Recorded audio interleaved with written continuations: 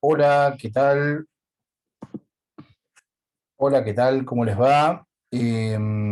Hoy vamos a ver la tercera y última clase del módulo de vinos, a través de la cual vamos a ver algunos vinos especiales. Vamos a aprovechar para hacer un pequeño resumen de todo lo visto. Vamos a hablar y observar sobre el descorche y algunos consejos a la hora de la degustación. Hasta ahora habíamos visto el proceso productivo del vino, tanto del blanco como del tinto. Establecimos fundamentales diferencias entre un proceso y otro. Observamos cuáles eran las condiciones ideales para su producción. Vimos cuáles eran los elementos de importancia para que esto suceda. Vimos, por ejemplo, lo necesario de condiciones del terreno, de condiciones de la uva en sí, pero por sobre todas las cosas vimos la importancia del hombre en el desarrollo del vino. Recordemos que la vinificación comenzaba con lo que llamamos vendimia, que era aquel momento en el que se producía la recolección de las uvas. Esto estaba determinado por un conjunto de elementos en el cual el enólogo se apoyaba a la hora de tomar la decisión de realizar esa vendimia. Esa recolección estaba basada en un equilibrio químico entre diferentes factores como la glucosa, la fructosa, el ácido málico y tartárico. Vimos también que la recolección se realizaba con extremos cuidados, no solamente de los elementos que se utilizaban, sino en el proceder de las personas, que se hacía a mano para evitar fermentaciones anticipadas indeseadas, que luego se llevaban estos racimos de uvas hasta la planta y ahí comenzaba el proceso. Vimos también las partes de la uva, vimos lo que era el raspón o escobajo, la importancia de que prontamente se separe de la uva para evitar ese sabor amargo que le otorgaba, para evitar ese gusto a clorofila que no debía estar presente. Vimos las partes principales de la uva, del fruto en sí, la pulpa, el ollejo, las pepitas, las semillas. Vimos también qué aportaba cada una de ellos, cada una de estas partes.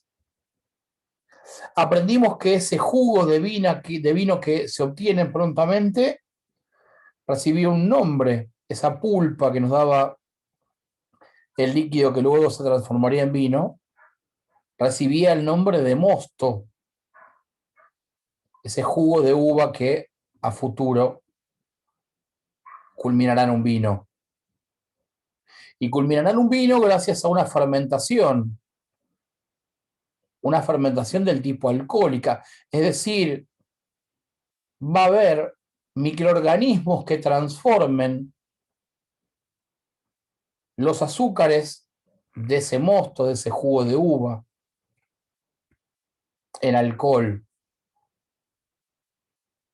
Por lo que esa fermentación iba a ser una fermentación alcohólica, no una fermentación acética, por ejemplo, tal como se da en el repollo y el famoso chucrut.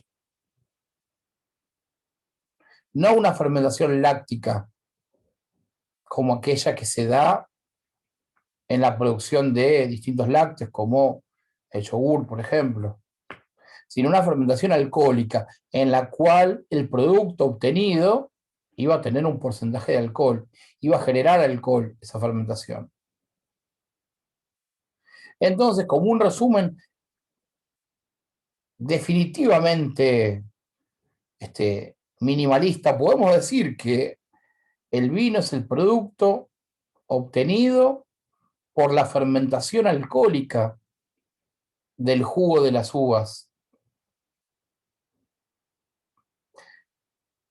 Vimos también estas partes de la uva, qué era lo que aportaban cada una, y vimos y hablamos sobre levaduras, aquellas que transformaban los hidratos de carbono en alcohol.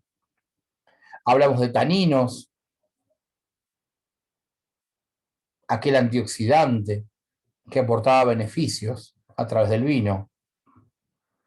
Y hablamos del color, el cual era otorgado por los ollejos de la uva, por la piel de la uva. Entonces, gracias a esto llegamos a la conclusión que si el contacto de los ollejos es quien le da el color, y en el proceso productivo del vino blanco no hay contacto prácticamente entre ollejos y jugo de vino, llamado mosto, podríamos perfectamente obtener un vino blanco de una uva tinta.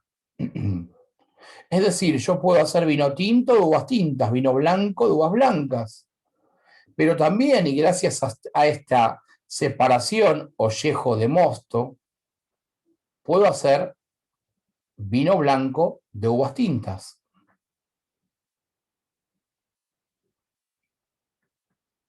Siendo que este ollejo es quien le da el color.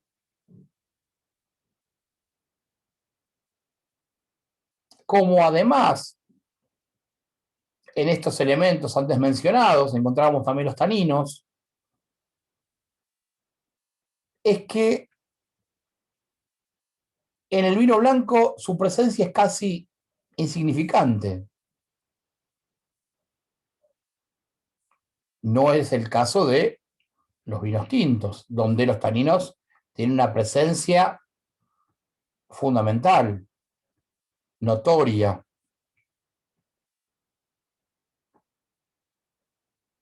Vimos luego, dentro del proceso productivo del vino, que se realizaban varias fermentaciones, no era una sola la fermentación. Sí, la primera fermentación se llamaba fermentación alcohólica, porque era la que producía el alcohol. Y recibió un sobrenombre, fermentación tumultuosa. ¿Por qué? Porque se generaba una cantidad de gases que hacía que hubiera como una espuma, como la espuma de mar en el vino. Por eso habla de tumultuosa.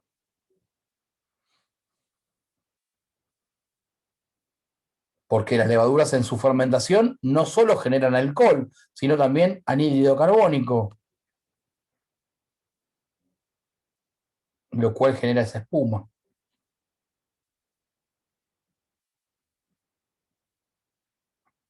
Pero no era la única fermentación. Después se producía otra fermentación.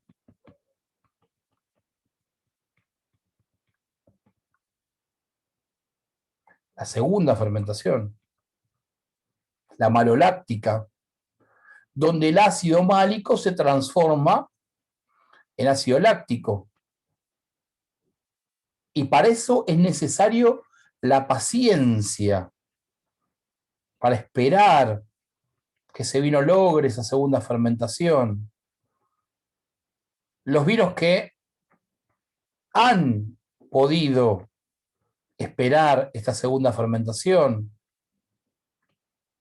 es lógico que entendamos que esa espera implica inversión, dinero, un vino que no va a salir a la venta, sino que se debe esperar.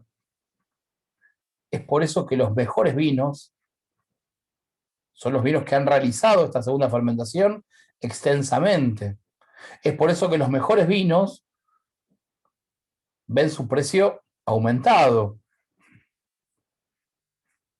Y el resultado es un vino mucho más fácil, entre comillas, para tomar, mucho más amable, mucho menos agresivo, más suave.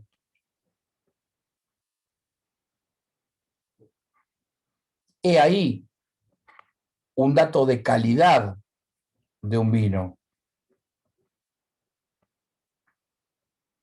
Hablamos de las tres formas de clarificación del vino, los trasiegos, estos traspasos entre uno y otro lado. Hablamos de la clarificación, donde se agregaban ingredientes orgánicos que hacían que decante aquella pequeña partícula que de tan liviana no precipitaba hacia el fondo y necesita de un elemento orgánico que le ayude a precipitar.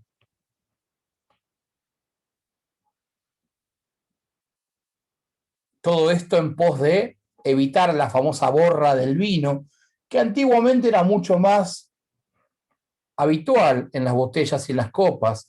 Hoy día con lo profesional de estos métodos y de lo avanzado de estos métodos, eso es casi imposible que suceda. Esas borras no están presentes. Y el último, decía que eran tres, es un método mecánico, el cual utiliza el principio de la centrifugación.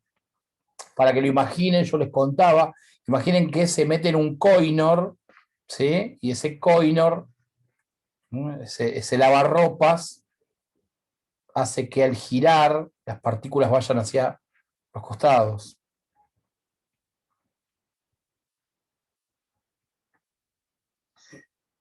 Hablamos también del añejamiento, de lo importante que era el añejamiento, de lo costoso que son esos añejamientos.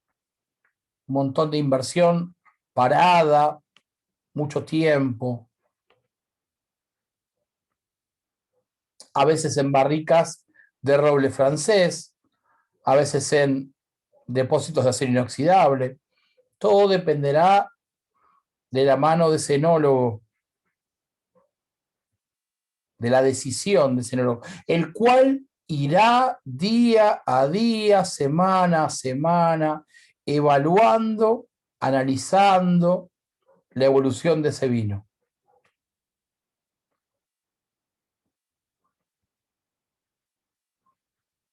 Luego de determinado tiempo sí se dará paso al embotellado.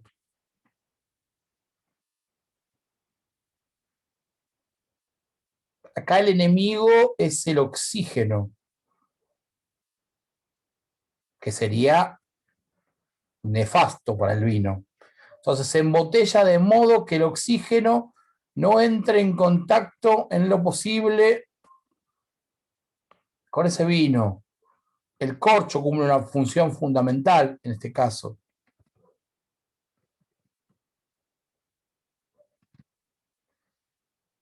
Vimos también alguna diferencia con el vino blanco en su producción. La más importante, dijimos, era esta cuestión de que cuando se realiza el prensado en el vino tinto se deja en contacto ollejos y semillas, y en el vino blanco se prensa y automáticamente se filtra.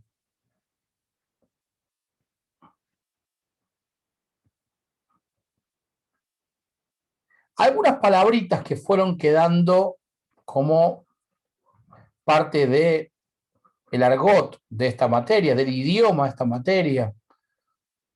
Cuando hablamos de ollejo dijimos, nos referimos a las pieles. Cuando hablamos de pulpas nos referimos al mosto, ¿sí? Mosto, pulpa, jugo de uva.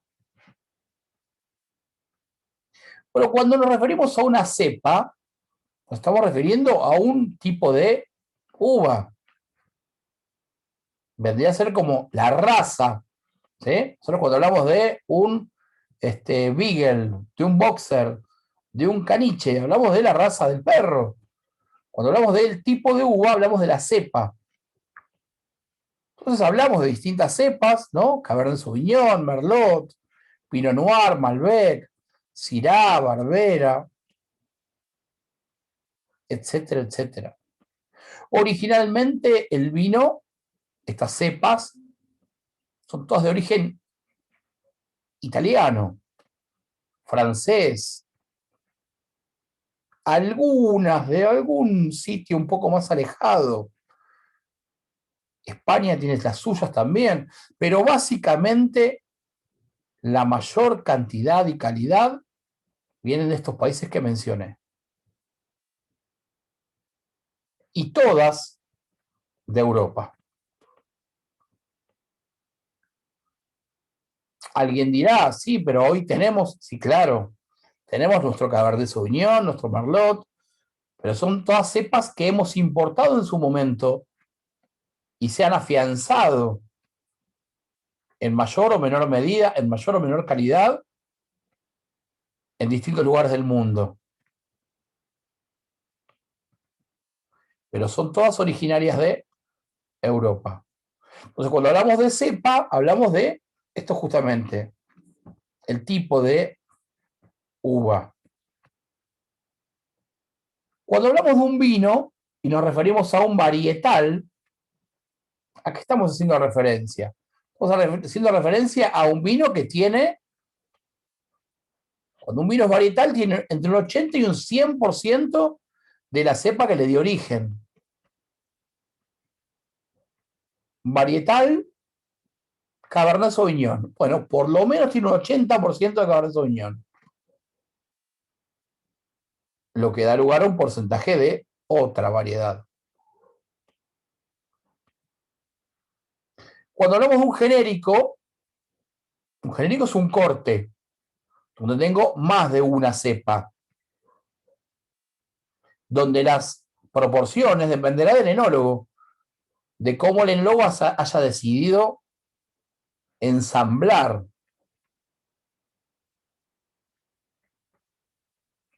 Assemblage, coupage, son dos palabras que significan lo mismo, pero no son lo mismo. O blend, por ejemplo. Cuando hablamos de un blend es assemblage, pero en inglés. Blend es mezclar. Ensamblage es también lo mismo. Ensamblar, mezclar. Coupage es mezclar también. ¿Sí? O componer. ¿Sí? La palabra ensamblar es un poco más artística, si quieren ustedes. Creo que sería la que mejor le cabe a esta definición. Pero bueno, en este caso, cuando hablamos de un genérico, hablamos de la combinación de por lo menos dos cepas. Puede haber más uvas incluidas en este caso.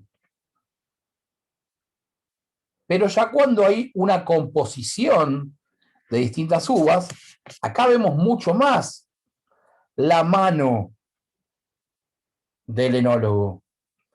Es casi un compositor el enólogo en este caso.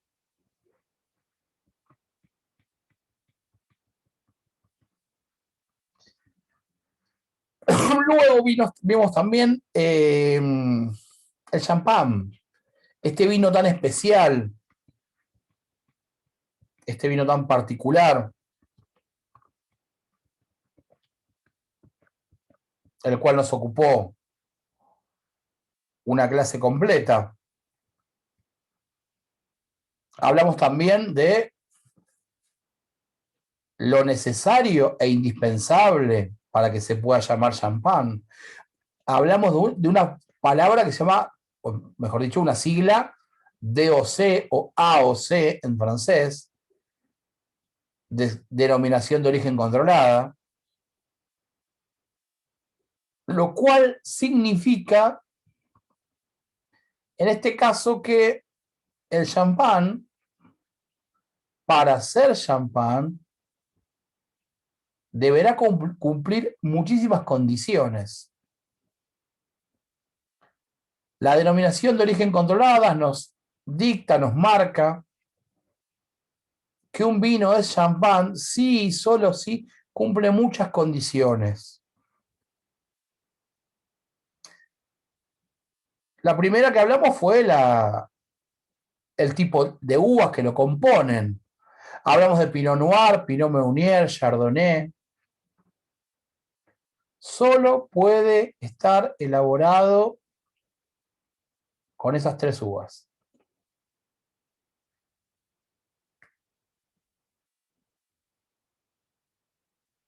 en la proporción, en la cantidad que el enólogo productor de ese vino decida. Que no puede haber otra. Solo entre esas tres estará formado el champán.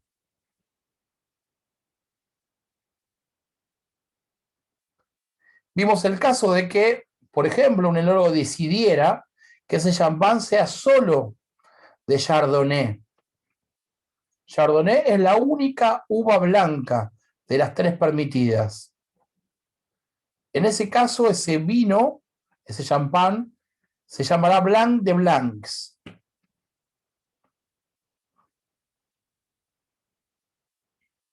Y en el caso de que sea, se llaman solo hecho con las uvas tintas, Pinot Noir o Pinot Meunier, ese champán sería un champán blush o Blanc de Noir. Clasificación que le corresponde a cualquier vino blanco elaborado a base de uvas tintas.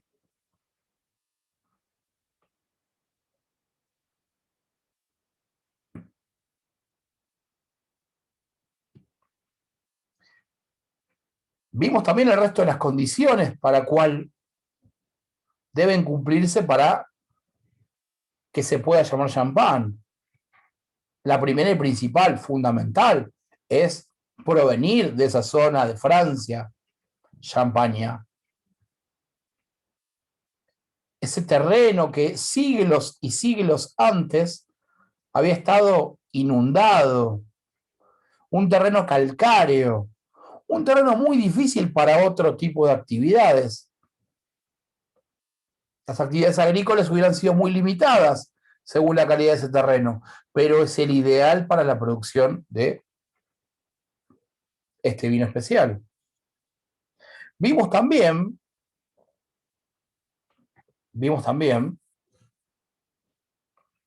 que había una forma de clasificación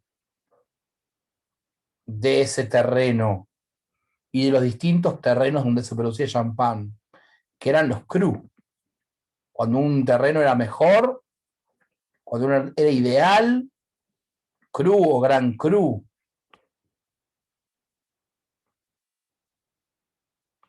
Vimos también que había un límite máximo que se podía obtener de uvas, una producción máxima para poder hacer champán. Y había una cantidad de jugo de uva, de mosto, que se podía obtener de esa cantidad de uvas para poder hacer champán. Es decir, que el estrujado estaba controlado, que no podía sacarse hasta la última gota para... No, no, no. La calidad sobre todo para poder darle el nombre de champán, denominación de origen controlada. Y después, lógicamente, el método champanoise, que era aquel que se realizaba para lograr ese vino. Hablamos de la historia, de los grandes productores de champán en la historia de esta bebida, de su origen, de los problemas que traía esta particular forma de fermentación en botella. Recordemos que los vinos fermentan 2 veces y luego son embotellados. En el caso del champán, fermenta una vez, va a la botella y fermenta en la botella. Lo cual generaba que estallen botellas, que se rompan tapones, que salten tapones.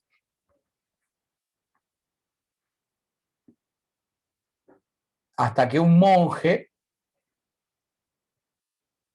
tuvo unas cuantas buenas ideas para que esto no suceda. Entonces propuso botellas más gruesas, entonces propuso un casquillo metálico para sostener esos tapones, un tapón de una forma especial, un método especial.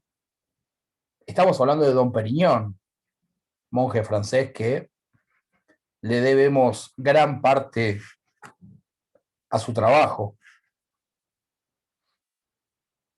Hablamos también de el degüelle, paso fundamental para retirar todas aquellas impurezas que se producían en esa segunda fermentación en botella. Vimos cómo se congelaban en parte esas botellas. Vimos cómo al congelarse se las abría y por la presión interna saltaba una parte del champán, la que contenía las impurezas. Y luego, según con qué se lo rellenara, licor de expedición o champán virgen, recibía un nombre u otro según su grado de dulzor. Brut, Brut Nature, Extra Brut, Sec, Demi-Sec, Extra Sec. Bien, según el porcentaje de azúcar que tuviera. Vimos también los nombres que recibían las botellas según su capacidad y volumen. Vemos cómo todos esos nombres bíblicos dan idea de quienes estaban a cargo de las producciones de alcohol en esa época, ¿no? Recordemos, Dom Perignon, un monje, fue quien ideó todo ese proyecto. Y alguien preguntará, ¿pero no hay otro champán que no se ha hecho en Francia? Sí, pero no. No porque para hacer champán tiene que estar hecho en Francia, en champán. Y sí porque las mismas elaboraciones, los mismos procedimientos realizados en otros países logran productos similares con otros nombres, pero productos similares al fin.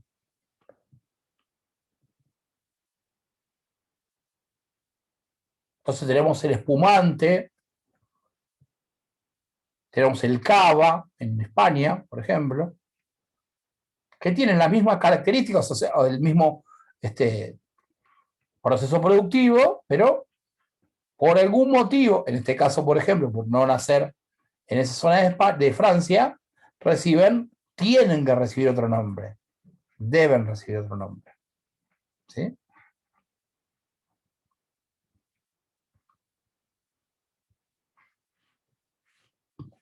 Bien, vamos a hablar ahora, luego de este resumen, de algunos vinos particulares. Vamos a establecer algunas diferencias y me gustaría hablar de tres en particular.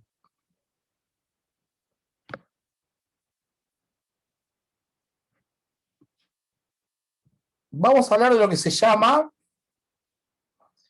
el vino dulce natural,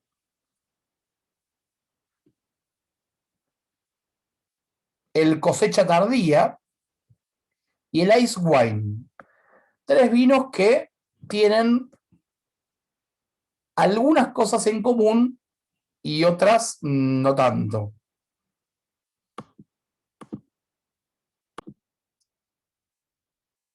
Vamos a comenzar con el vino dulce natural, ¿sí? Lo que se llama el vino para postre, se suele utilizar, suele ser común. Es un vino para el cual se hace a base de uvas que han pasado un proceso similar o afín a la putrefacción. A ver, normalmente, naturalmente, cuando las uvas no se las cultiva en su debido momento, cuando se alarga este es el punto en común que tienen estos tres tipos de vinos que vamos a hablar ahora, cuando se alarga el proceso de la vendimia, se suele generar una infección a través de un hongo patógeno llamado Botrytis cinerea. El Botrytis cinerea es un hongo patógeno que normalmente suele aparecer en las uvas. De hecho, de ahí viene su nombre. Botrytis significa uvas en latín. Cinerea significa como con aspecto a cenizas, porque ese es el color y el aspecto que toma una uva que ha sido infectada con este tipo de hongo, el cual aparece naturalmente, pero puede ser también colocado, ¿no? Y esto de que los alimentos se vean afectados por hongos, lo podemos ver normalmente en distintos alimentos. Si nosotros dejamos un pedazo de pan muchos días, vamos a ver cómo comienza a ponerse verde en algún costado. Lo mismo con un queso. Los que hacen salamines o embutidos, ¿vieron ese color blanco que tienen alrededor? Todo eso es producto de la presencia de hongos que naturalmente se desarrollan. Bueno, la uva normalmente tiene la presencia de Botrytis cinerea, la cual aparece, ya les digo, si se alarga el proceso de vendimia. Ahora, puede pasar dos cosas. Normalmente la Botrytis cinerea lo que haría sería degradar la uva hasta hacerla inexistente. Así que lo que normalmente se pudrió y empezó a desaparecer ese alimento. ¿Sí? Y esto se desarrolla la Botrytis cinerea cuando se dan condiciones de humedad, normalmente, típicas de los primeros fríos, ¿sí? Las heladas, cuando comienzan las heladas, ¿eh? Cuando se alarga la vendimia, como decía, y empiezan a aparecer esas condiciones climáticas, aparecen este hongo por la humedad que se desarrolla. Y acá en este momento ese hongo puede tomar dos caminos. Por un lado, podría hacer que degrade totalmente ese alimento. Ahora, si las condiciones ambientales hablan de sequedad también, es decir, humedad y luego sequedad, recuerden, noches muy frías, humedad, pero días muy secos. Recuerden cuando hablamos de amplitud térmica. Esto hace que esa fermentación producida por este hongo sea positiva. Y en lugar de, lo que decíamos antes, pudrirse, lo que se llama en vitivinicultura la podredumbre gris, es decir, se pudre ese alimento,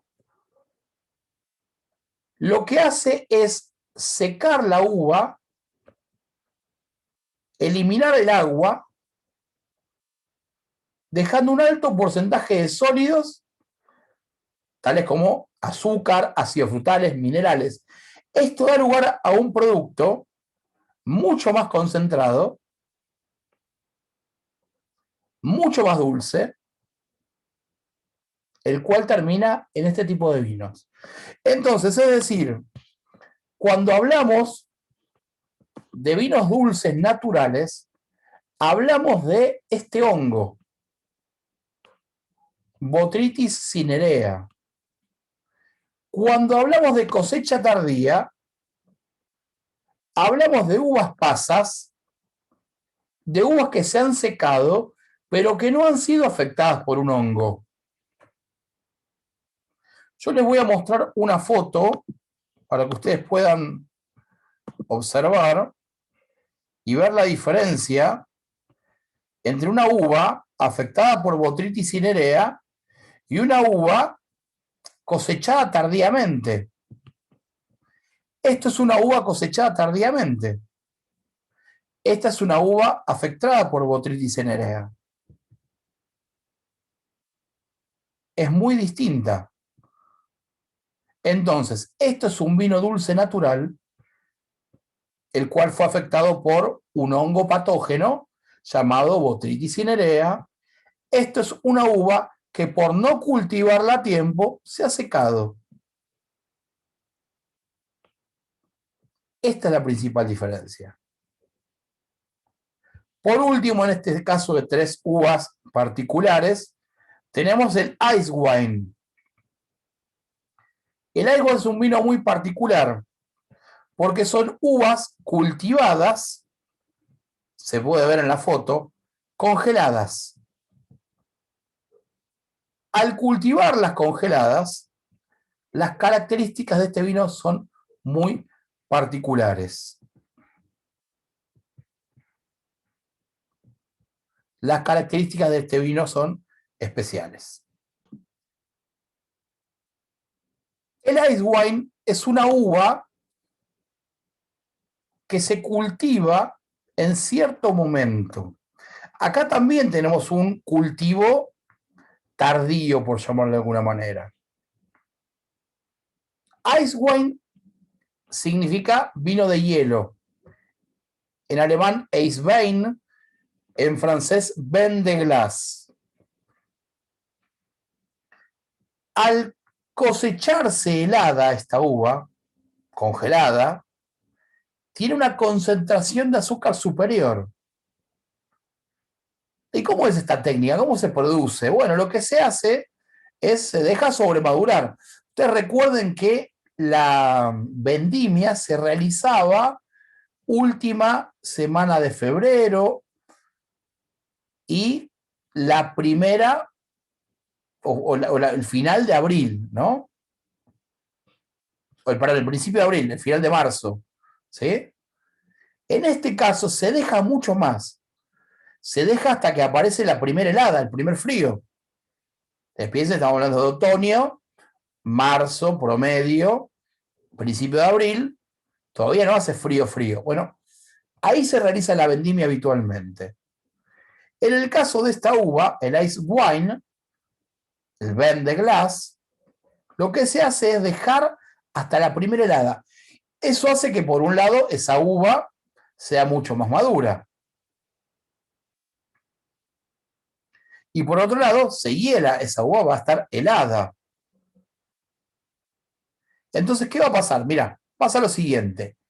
La piel, el ollejo se rompe de la uva. Apenas notorio visualmente. Pero este pequeño detalle hace que se pierda más agua. Entonces va a ser una uva con un sabor más concentrado. Estos vinos que se obtienen de acá son muy persistentes aromáticamente. Tienen un perfume duradero, digamos. Una acidez muy distinta a lo normal. Estas son las características de el Ice Wine. ¿Sí?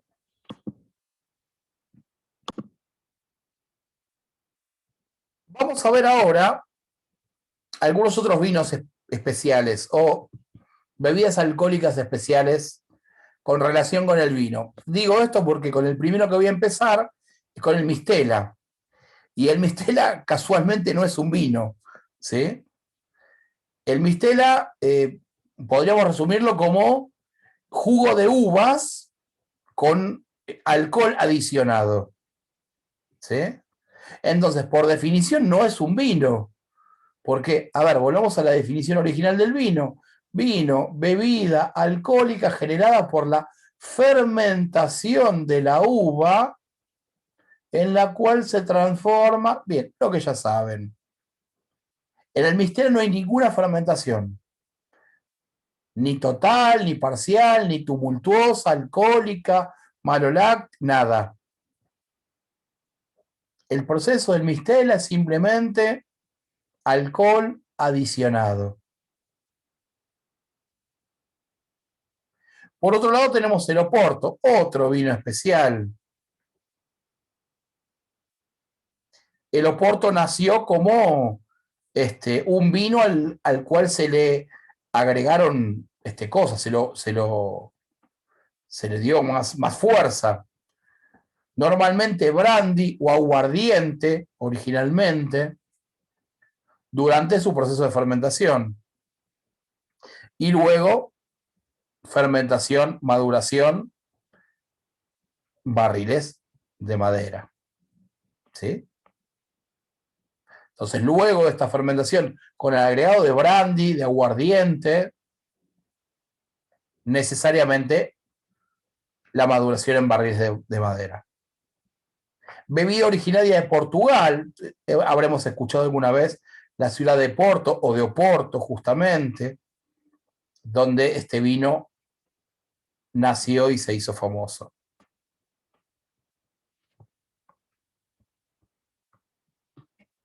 Tenemos también, por otro lado, los vinos aromatizados. Los llamamos aperitivos, vermuts. Bebidas con un carácter estimulante. Tenemos los martini, el chinar, la esperidina, famosos también. Los vermut, donde lo que se agrega son hierbas aromáticas. Tenemos el claro ejemplo del Fernet, por ejemplo, ¿no?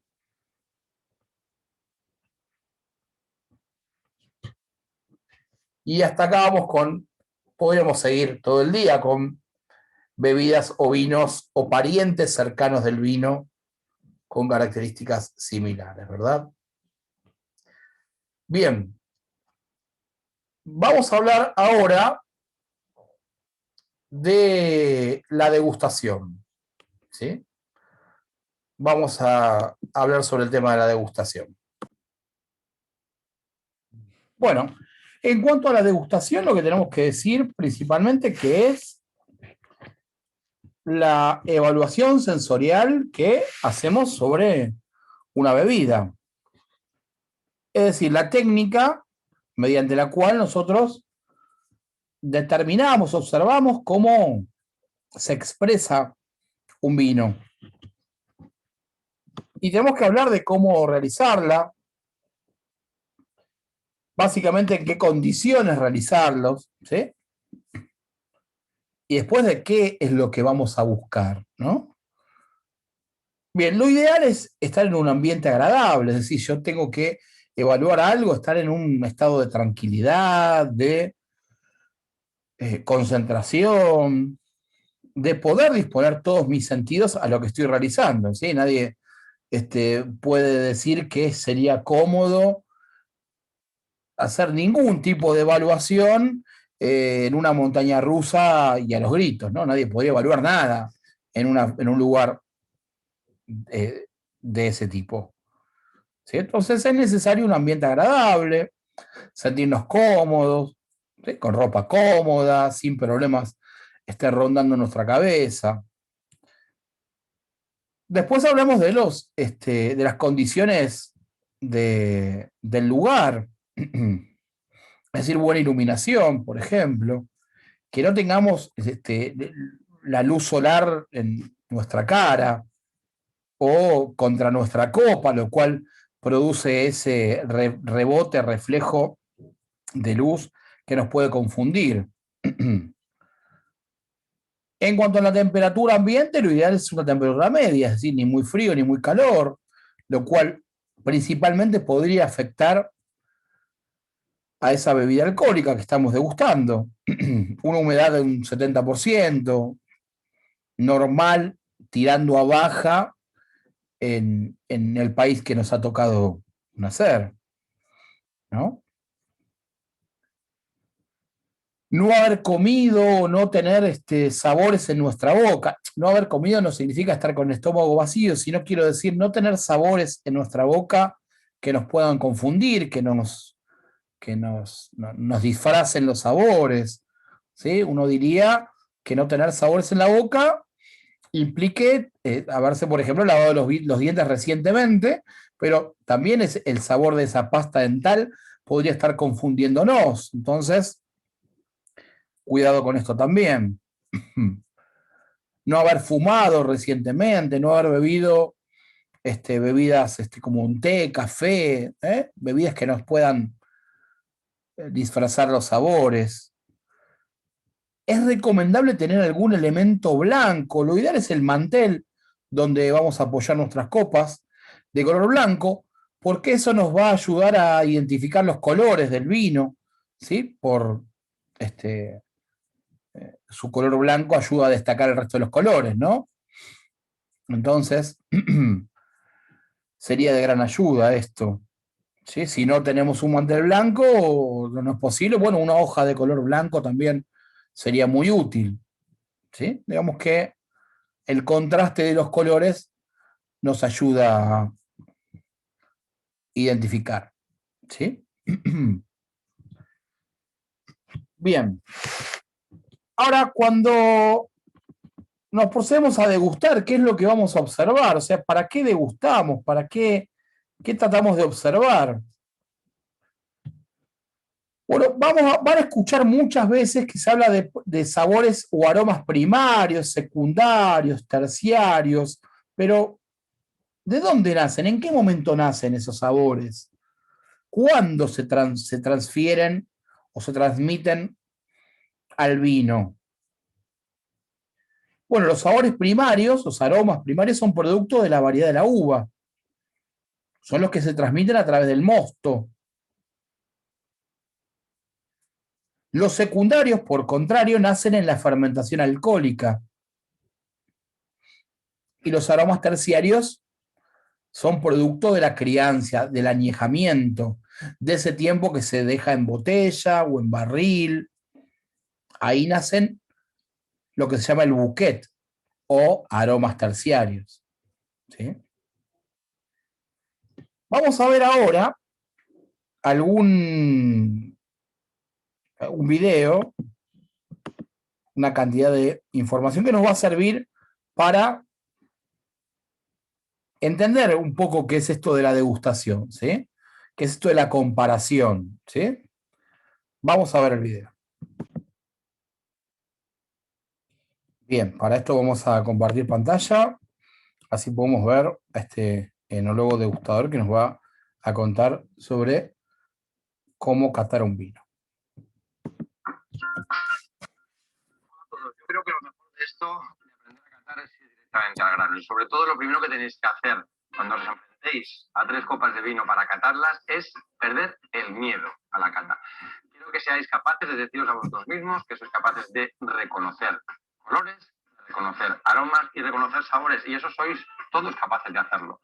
¿Quién no ha olido alguna vez y ha dicho, esto me recuerda a esto? Todos tenemos una memoria tanto olfativa como visual de colores, como visual de aromas, como de sabores. Con lo cual, eso es lo que tenéis que poner en práctica. Dejaros de tecnicismos enológicos que no lo sabéis. Id a por lo práctico. Vale, entonces, primer paso de la cata. La vista. Con la vista vamos a reconocer los colores. ¿Y por qué hacemos esto? Para saber la edad del vino, si es joven o si es viejo. Entonces, para ello, base de la copa hacia ti, no así. Nunca. Así tenéis de frente lo que es el cuerpo del color del vino. Y voy a analizar 3 partes. La parte de aquí, arriba, donde menos líquido hay, por eso quiero que tumbéis la copa. La parte del centro, que es donde menos líquido hay arriba, donde más líquido en el centro. Y luego en los 2 costados se forman como 2 sombras un poco más oscuras. Ahí vamos a analizar el color, que nos van a decir si es joven o si es viejo. En este vino blanco de Rioja, tenemos una gama de amarillos limones, amarillos pálidos en la parte de arriba, amarillos limones y un reflejito dorado en los costados, que vamos a ver enseguida. Eso quiere decir vino blanco, joven, gama de amarillos pálidos, amarillos pajizos, amarillos verdosos, limones, siempre son vinos blancos jóvenes. Cuando tengáis un vino blanco con mucho color, amarillo, oro, dorado, oscuro, es un vino blanco viejo, crianza o reserva. Bueno, una vez hemos terminado con el color, ya hemos visto si es un vino joven o si es un vino viejo, vamos a pasar a la parte más complicada, que es la nariz. Yo siempre hago 2 pasos en nariz. El primer paso es a copa parada, tal cual tenemos el vino tranquilito en la copa. Voy a meter la nariz dentro y cuando me refiero a meter nariz dentro es meterla, tal cual, así. Y olemos muy profundamente. Aquí vamos a encontrar sobre todo los aromas primarios que se llaman, que son sobre todo los de la primera parte del proceso. La uva, la parte de donde viene esa uva, donde estaba plantada, el tipo de clima, etcétera. Lo primero de donde viene la elaboración del vino. Olemos. Nos viene un vino afrutado, nos viene un vino con... Bueno, lo primero que huele a todo es a vino, ¿vale? Pero tenéis que empezar a analizar después. Huele a frutas, vale. Vamos a intentar buscar recuerdos de qué frutas. A mí este vino se me recuerda a una zona muy bonita de España que me encanta, que es Asturias, porque me huele un poco a sidera. Es decir, aroma del vino, manzana. Intentar buscar vuestro recuerdo personal, que siempre es lo que mejor os va a llevar al tipo de aroma. La manzana es lo que más sale. Hay mucha gente que en primera nariz, así en parado, no huele mucho. Vamos a hacer que huela más. Ahora quiero que oxigenéis el vino. Si no os cuenta con confianza, podéis apoyar la copa en la mesa y que gire bien.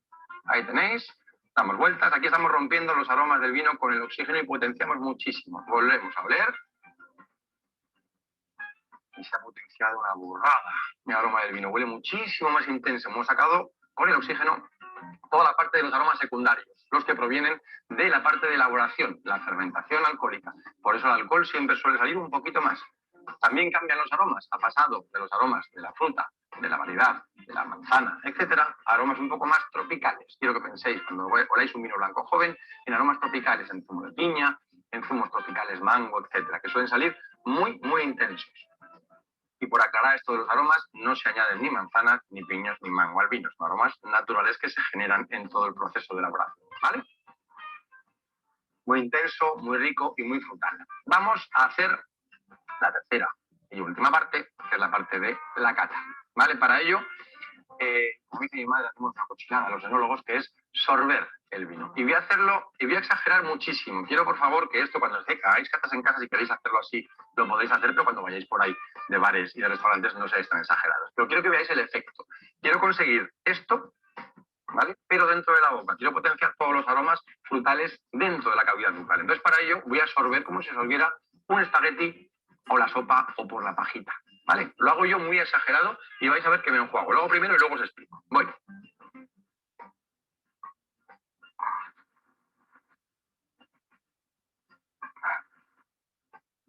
¿Vale? Esto he exagerado mucho. Luego lo voy a hacer normal para que veáis cómo podéis hacerlo muy discretito en cualquier sitio. Lo que quiero que hagáis, cuando catáis un vino, primero tenéis que situar las papilas gustativas. Entonces, dulce, en la punta de la lengua. Salado, en los 2 costados de la lengua. Acidez, donde hacemos lo del limón, aquí. Y amargor de la campanilla hacia atrás. En otra cata ya hablaremos del 5º sabor, que se llama umami, pero no vamos a entrar por ahí, que es complicar mucho las cosas. Voy a hacerlo normal, como os he dicho, como lo hago yo en cualquier sitio, sin que se me vea y sin montar este escándalo.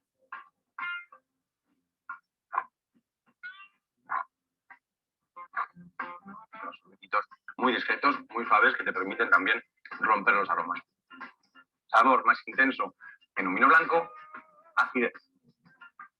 Lo que da el frescor, por eso los vinos blancos se sirven fríos, para potenciar el frescor. Si los servimos calientes, potenciamos el alcohol, por lo cual damos más sensación de calor.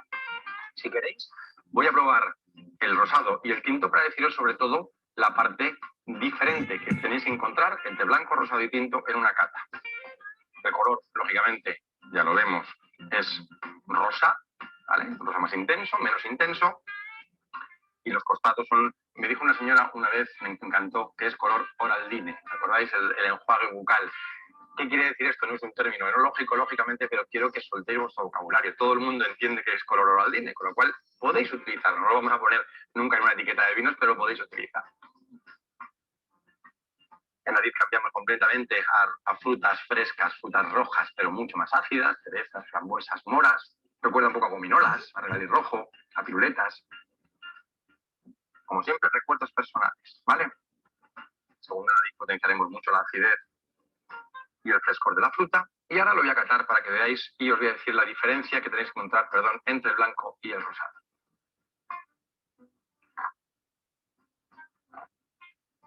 Vale, importantísimo que la acidez también está muy presente, pero según va pasando el tiempo de haberlo tragado, empezamos a notar una ligera aspereza tanto en la lengua como en el paladar. ¿Por qué? Hay color, si hay color, hay presencia de uva tinta. Si hay presencia de uva tinta, están las pieles tintas para dar el color, con lo cual hay parte de ese famoso tanino, que os sonará a todos, que tampoco voy a entrar en muchos follones, pero simplemente el tanino, que lo sepáis, os seca la saliva. Por eso notáis lo que se denomina la astringencia.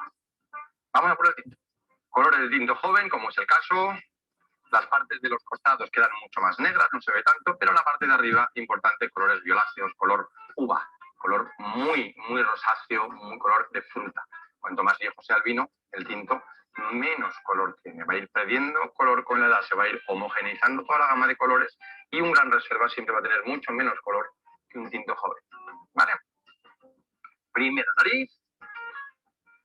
Estamos en un tempranillo riojano 100%, con lo cual la mora y la fresa marcadísimas. Como digo siempre, buscar vuestros recuerdos de mora y fresa. Y si no los tenéis, al supermercado a compraros moras y fresas para crear recuerdos. ¿Vale? Segunda nariz. Se potencia siempre un poco más el alcohol que en los otros, porque tiene un poco menos de acidez y sale un poco más el alcohol. Y ahora, vamos a ganarlo. Vale, importantísimo. Sigue teniendo acidez, pero muchísima menos que el blanco rosado. Y tenemos una sensación mucho más áspera por toda la boca, encías, los dientes, por abajo, por arriba, por todos lados. ¿Por qué? Porque al estar todo el rato en contacto con la piel tinta para hacer un tinto, coge todo el color, pero también coge todo el tanino de la piel, con lo cual os seca mucho más. Truquito, y con esto os dejo ya.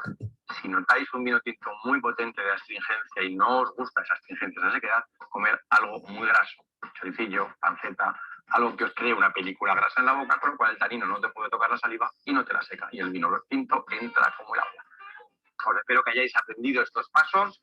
Siempre son los mismos para cualquier tipo de vino, copa más o menos de este tamaño. Sirve para catar cualquier tipo de vino, incluidos espumosos y cavas y champanes. ¿Vale?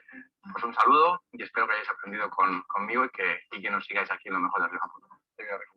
Chao chicos, gracias. Bueno, muy bien. Hemos visto ahí algunas particularidades de la degustación. Sería interesante aclarar, por lo que nos decía este degustador, este enólogo, y es que cuando habla de que el vino le suena, le recuerda a tal sabor, a este otro sabor, a manzanas, dice en un momento, a frutos tales o cuales. Han escuchado muchas veces que dicen, no, este vino tiene ciertas notas de chocolate o de frutos rojos o de... Esos son recuerdos personales. Lo decía en el video, hablaba de recuerdos personales, ¿no? Y eso es una forma de identificar los vinos. Es decir, yo pruebo un vino y me suena, me hace acordar a tal o cual cosa, lo identifico. Entonces, a partir de esto, cada vez que sienta ese sabor, me va a hacer acordar a lo mismo. Entonces, voy a identificar que es ese vino el que estoy degustando. Cabernet Sauvignon, Merlot, Malbec, Syrah, etc. Pero a donde vamos es a entender que esa comparación es un recuerdo personal, es una apreciación personal. De ninguna manera el vino pasó por chocolate o pasó por frutos tales o cuales. No tiene ningún vestigio de eso, sino que lo que nos está diciendo es que me hace acordar, siento que tiene algo parecido. ¿Sí? Nosotros en nuestro cerebro tenemos como una gran biblioteca de sabores guardados, de olores guardados, de perfumes, ¿sí? Esto quiere decir que cada sabor está guardado en nuestro recuerdo de alguna forma y que cuando probamos algo parecido nos hace acordar a eso que tenemos registrado. Cuando nosotros probamos algo, se nos produce algo en nuestro organismo. Los sabores se sienten a través de las papilas gustativas, las cuales están en la lengua. Cada sabor produce una vibración diferente en nuestras papilas gustativas y en nuestro cerebro. Y de esa manera es recordado. Piénsenlo como si fuera que cada sabor es como un electrocardiograma diferente. Probé un sabor y la vibración que produjo hizo este dibujo de electrocardiograma. Bien, así será recordado. Sabores similares van a tener dibujos de electrocardiogramas similares. Y cuando pruebe un sabor conocido, voy a sentir ese recuerdo, porque en mi biblioteca de sabores hay un electrocardiograma, un dibujo que me está diciendo es parecido. Mira, por eso cuando probamos un vino y nos hace acordar a algo, es la referencia. Por ese motivo. Entonces, estas apreciaciones personales nos permiten hacer comparaciones. He ahí el chocolate, el frutos del bosque, el frutos rojos, el pomelo, el cítrico, ¿sí? Simplemente en recuerdos similares, no en otra cosa, ¿sí? Bien, vamos a hablar ahora un poquito sobre el tema del corcho y el descorche, ¿sí? El corcho, tapón, obturador que utilizamos normalmente para cerrar los vinos. Últimamente es justo decir que hay vinos que utilizan corchos de otro material, no del alcornoque tradicional, o inclusive vinos de muy buena calidad que utilizan tapa rosca, ¿sí? La modernidad ha hecho que estos cambios sucedan. Normalmente el corcho se obtenía de la corteza del alcornoque, corteza que es separada de la planta de forma manual con una herramienta similar a un hacha. De cada plancha que se obtienen corchos con una especie de sacabocados. Se lavan, se esterilizan, se emprolijan, se envasan al vacío y de esta forma son adquiridos por las bodegas. Un proceso similar se produce en el champán, simplemente con formas diferentes, estilos diferentes. ¿Sí? Pero básicamente ese es el corcho. ¿Sí? Este proceso hace que sea renovable el alcornoque, es decir, a no ser que por algún motivo extra se perjudique ese árbol, pero sería renovable esa producción. ¿Sí? Eh, Básicamente el proceso, como decimos, comienza con la obtención de esas planchas, ¿sí? De alcornoque. Estas se hierven en agua para que además de esponjar del tejido sean más flexibles y aumenten su tamaño, su grosor. ¿Sí? Luego se mantienen en reposo en forma alisada para que adquiera una forma plana y se dividen por espesor y por calidad. ¿Sí? Luego se cortan, se le da la forma, se lavan, se secan y se secan hasta que tiene un porcentaje muy bajo de humedad. Piensen que esto tiene que ser que aísle lo que aísle de el oxígeno, ¿sí? Según su porosidad, algunos son descartados, no pueden ser porosos porque permitirían el paso del oxígeno, ¿sí? Y luego sí se imprime con el nombre de cada bodega para ser reconocido en el tratamiento del aspecto final, ¿no? Bien, bueno. El tema del descorche, ¿sí? Descorchar correctamente es una técnica que se debe realizar eh, por cuidar dos cosas básicamente, por cuidar la salud del vino y por cuidar la salud del comensal, ¿sí? Ustedes piensen que estamos tocando una botella que contiene un líquido que luego va a tomar esta persona, entonces hay zonas de la botella que no se pueden tocar, que no se deben tocar con las manos directamente, ni antes ni después de abrir, muchísimo menos, ¿sí? Y esta herramienta llamada sacacorchos debe ser una herramienta típica, tradicional, de dos pasos, ¿sí? La técnica del descorche, que ahora la vamos a ver, es una técnica de dos pasos que debe ser realizada en forma profesional y cuidada para que cuidemos, como decíamos, tanto el vino como a nuestro comensal, ¿sí? Vamos a ver un video sobre cómo se realiza esta técnica, ¿sí? De modo que podamos entender el concepto, ¿sí? A ver un segundo y ya vamos a ver el video que mencionamos. Bien, vamos a compartir pantalla para ver esta técnica. Y vamos a observarla. Ahora vamos a la parte más fácil, que todo el mundo la ve como la más difícil. Los invito a que no nos dejemos intimidar del vino. Veamos siempre el vino como nuestro aliado, como nuestro amigo. Vamos a destapar este rosé que, como pueden ver, lo estoy sacando de la cuba de hielo bien frío. Y para destaparlo es muy sencillo. Existen en el mercado infinidad de sacacorchos. Para mí, el más práctico es este que nosotros llamamos de 2 tiempos. Está compuesto por una espiral. Este debe de tener como mínimo 5 espirales. ¿Por qué? Para que sea lo suficientemente bueno para destapar un vino joven o un vino de alta gama y no nos atraviese el corcho. Este sacacorchos tiene esta palita que nos va a ayudar para destapar este vino. El ritual dice que la mano es la que gira, o sea que lo estaríamos destapando en esta forma y la mano sería la que va a girar. Pero no nos estresemos, en la casa nadie nos está viendo y si nos están viendo estamos con nuestro grupo de amigos o familiares. Entonces perfectamente podemos girar la botella, que es mucho más fácil para cuando estamos empezando a destapar las botellas.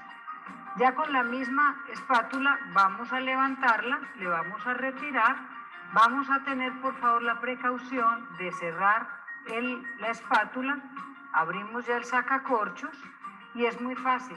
Esta parte de la espiral es la que nos va a llevar a tener el centro del corcho. Entonces lo voy a hacer así fácil para que ustedes lo puedan apreciar.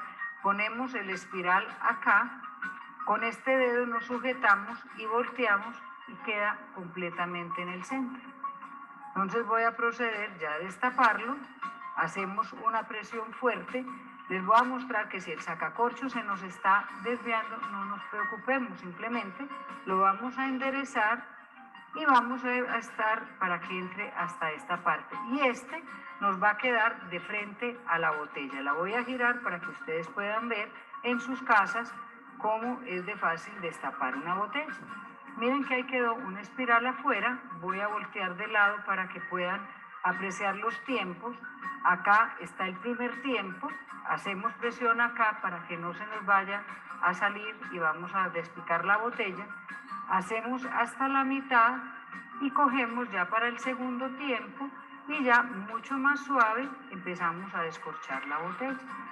Vean que es supremamente fácil destapar una botella de vino. Por eso es que los invito a que destapemos muchas más botellas de vino para poder disfrutar de esta agradable bebida.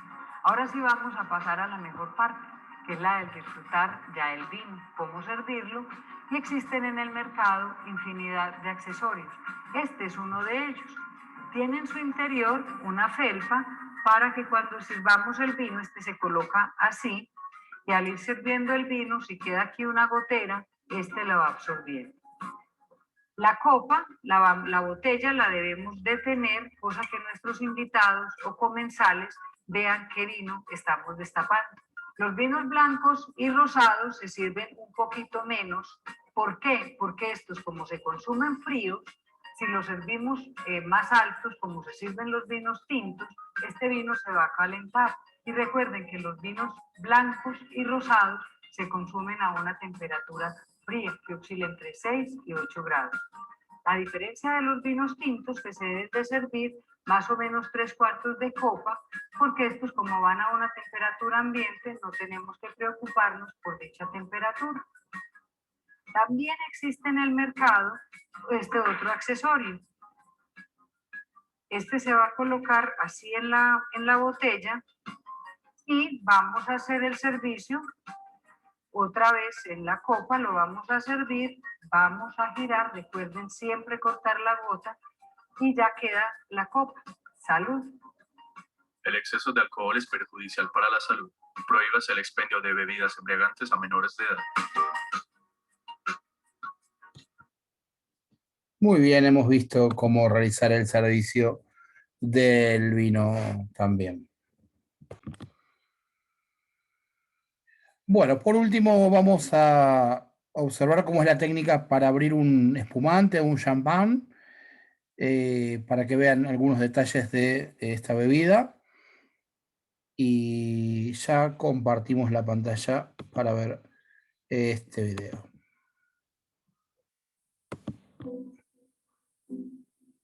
¿Cómo abrir una botella de champán? Antes de nada, debemos tener cuidado, ya que estas bebidas gaseosas suelen tener una presión considerable, por lo que debemos extremar las precauciones a la hora de abrirlas y evitar siempre cualquier tipo de apertura estruendosa o violenta, apuntando con el corcho o agitando la botella. Lo mejor es sujetar la botella con un trapo limpio para evitar que se resbale.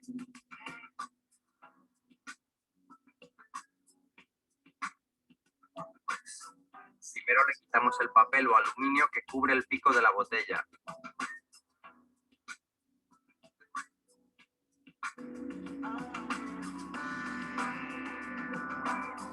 Posteriormente, retiramos el alambre que recubre el corcho para su seguridad. Se afloja girando 6 veces.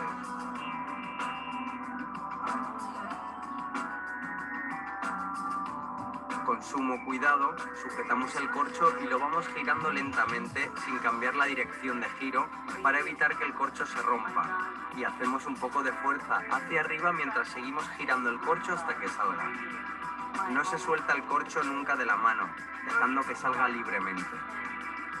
Para mayor comodidad, y al no contar con sacacorchos como para el vino, podemos inclinar ligeramente la botella, 45 grados, para una mejor apertura de la misma.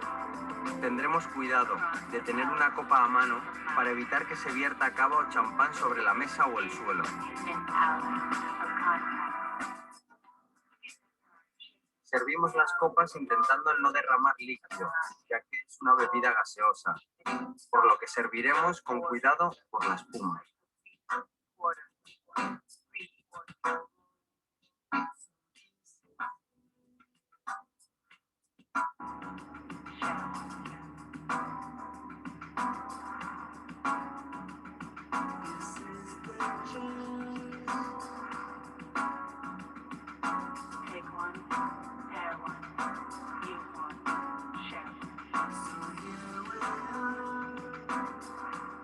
Si la bebida no tiene fuerza, es decir, gas, lo mejor es que desechemos la botella. Como es una bebida que se toma muy fría, no se llenan demasiado las copas para evitar que pierda este grado de frescura.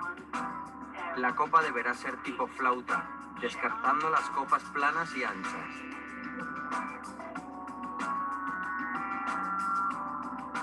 Si no se sirve toda la botella en una primera ronda, deberemos contar con una cubitera, para que esta bebida no pierda su temperatura ideal.